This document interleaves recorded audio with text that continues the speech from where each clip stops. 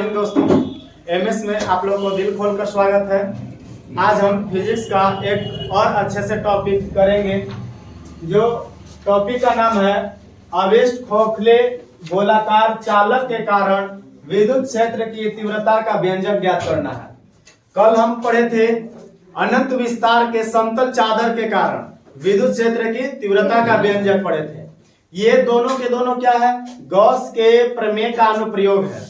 Gauss के प्रमेय का अनुप्रयोग है, यानी कि गॉस के प्रमेय से ही रिलेटेड है, यानी कि उसका जो थ्योरी है वो यहाँ पे जरूरत है। वो थ्योरी के सहयोग से ही हम आवेश खोखले गोलाकार चादर के कारण उस पे जो विद्युत क्षेत्र होगा उसका विद्युत क्षेत्र की तीव्रता का व्यंजक हम लोग प्राप्त करेंगे। ये भी इम्पोर्टेंट क्वेश्चन है। हम कल भी बताए थे पिछले वीडियो में कि कभी खोखला गोलाकार चादर वाला आता है, कभी अनंत विस्तार के समतल चादर के कारण आता है। तो ये दोनों में विद्युत क्षेत्र की तीव्रता का व्यंजक प्राप्त करने के लिए रहता है। ये 5 नंबर का क्वेश्चन होता है। ये क्वेश्चन 5 अंक का होता है। अगर आप अच्छे से बना लेते हैं तो 5 अंक आपको पैकेट में मिल जाएगा। तो चलिए हम सबसे पहले क्या करेंगे, खोखला गोलाकार चालक बना लेंगे। सबसे पहले हम क्या करते हैं, खोखला गोलाकार चादर बना लेंगे, चादर या चालक जो भी है। ये खोखला है, गोलाकार है ना, गोलाकार यानी कि ये फुटबॉल की तरफ। इस पे क्या है, तो इस पे कोई आवेश क्यू है, इस पे कोई आवेश क्यू है। ये जो खोखला गोला है इसके ऊपर पृष्ठ पर कोई आवेश क्या है, क्यू स्थित है। इसका केंद्र क्या हो गया, ओ ना। तो इस खोखले गोले के केंद्र ओ से या बिंदु ओ से आर दूरी पर, बिंदु ओ से आर दूरी पर बिंदु P स्थित है, जहां पर विद्युत क्षेत्र की तीव्रता हमें E ज्ञात करनी है। बात समझ में आया?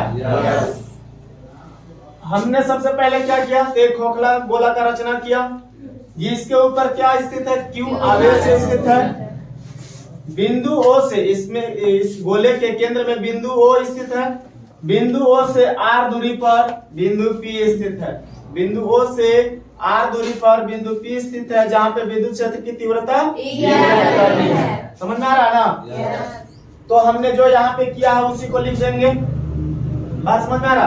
तो सबसे पहले क्या लिखेंगे, माना कि एक खोखला गोला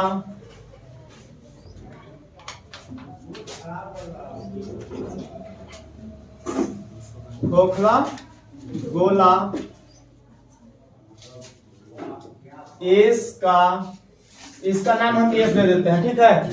खोखला गोला एस का रचना किया, खोखला गोला एस का रचना किया, जिस पर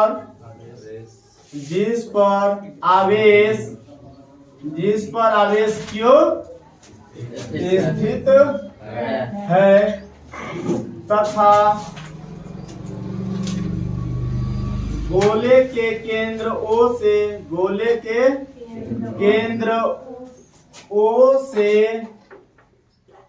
R दूरी पर बिंदु P स्थित है। R दूरी पर बिंदु P स्थित है, जहां पर विद्युत क्षेत्र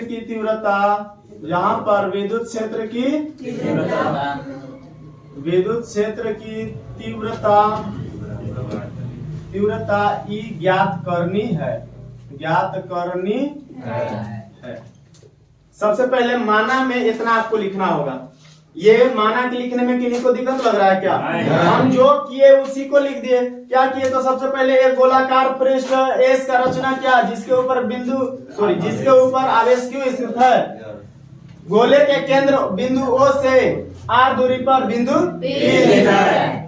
R दूरी पर बिंदु P स्थित है, और इसी जगह विद्युत क्षेत्र की तीव्रता हमें ज्ञात करनी है। तो जो हम वहां पे किए हैं उसी चीज को तो लिख दिया है। यहाँ तक में किन्हीं को कोई दिक्कत नहीं लगा?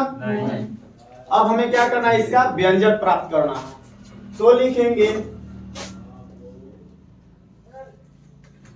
व्यंजक अब निकाल रहे हैं ना, व्यंजक के लिए व्यंजक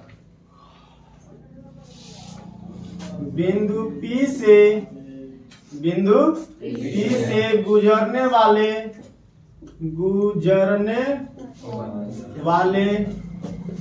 कुल विद्युत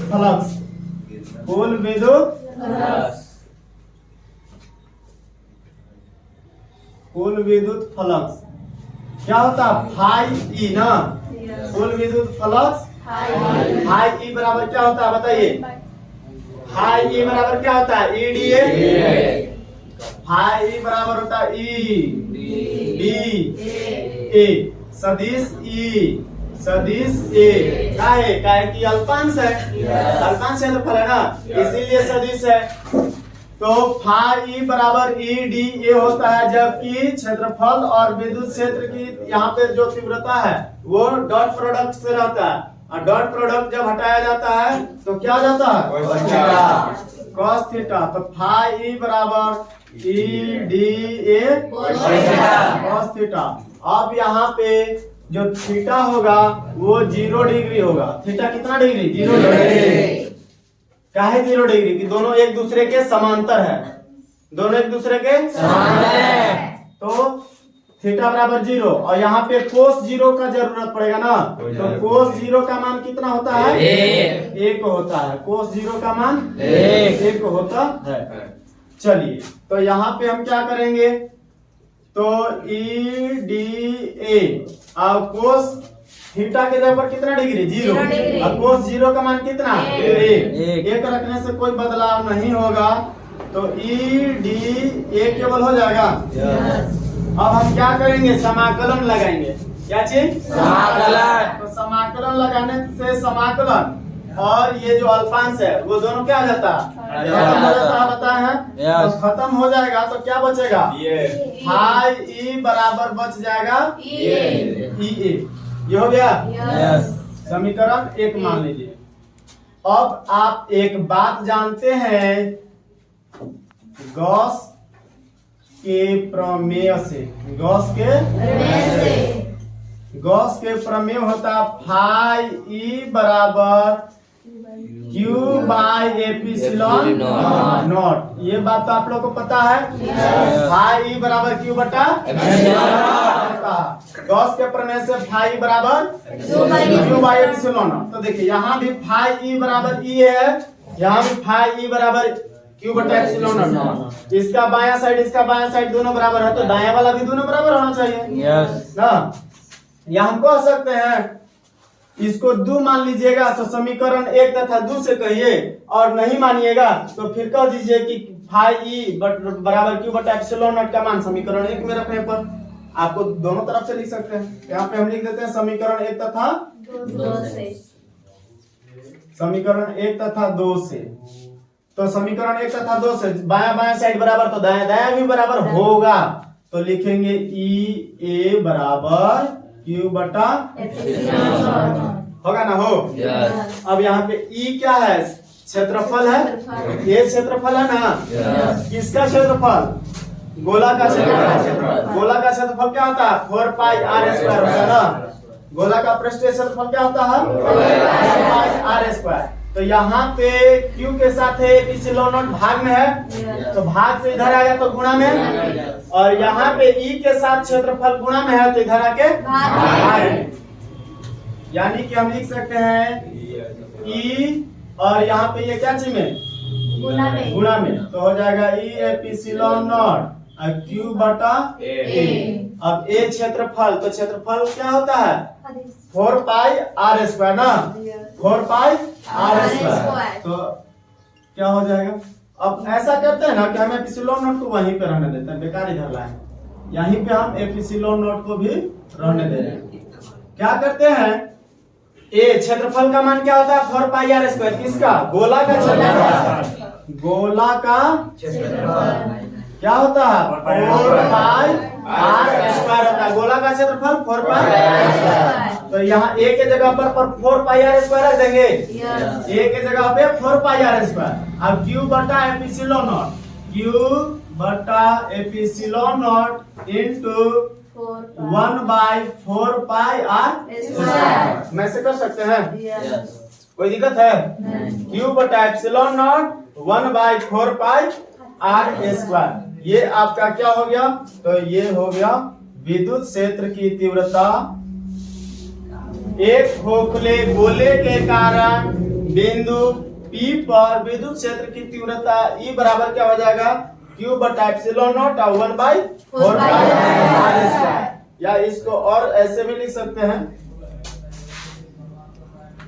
इसको ऐसे भी लिख सकते हैं, E बराबर 1/4 पाई एप्सिलॉन नॉट अब Q बटा आर स्क्वायर। अरे भाई लिख सकते हैं, ये नीचे सब तो आपस में गुणा में है, ऊपर भी आपस में सब गुणा में है, तो हम एप्सिलॉन नॉट को यहाँ लिख सकते हैं, आर स्क्वायर को यहाँ भी लिख सकते हैं, कोई आपत्ति नहीं है।